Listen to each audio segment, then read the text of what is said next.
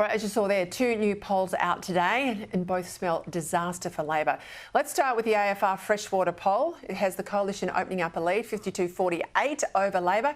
That's the biggest since last election for that poll. The same poll also found 70% of voters, almost 70%, I think it's 69 or something, were unlikely to be swayed towards Labor by that recent cut in rates.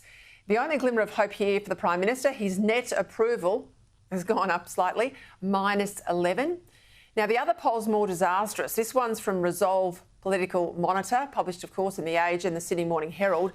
It's a shocker here for Labor, 55-45 to the Coalition, two-party preferred. Labor's primary vote in this one crashing to a new low of 25%. For more, I'm joined now by Sky News contributor Chris Yeoman. Chris, great to see you. Let's talk about that poll. How do you see things looking at those numbers? Well, particularly the Resolve one, Peter, if they're on 25% of a primary vote, that is catastrophic. Let's not forget at the last general election, they had 33% of the vote, which was an historic low for the Labor Party, and they've been trending down for a very long time. But so then has the Coalition. 31% would be bad enough. You know, that's obviously hung Parliament territory.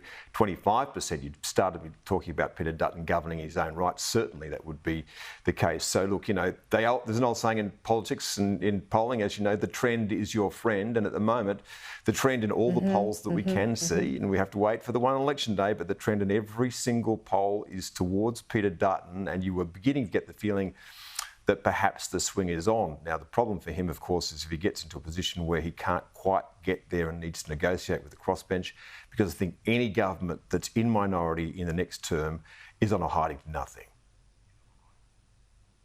Let's just have a look at the pull out of the topics that are shifting votes in that Resolve poll trend. And clearly the only one where the government is leading is the one there right at the end, 37-28 against the Coalition on healthcare. Well, surprise, surprise, we've got Mediscare 2.0 underway.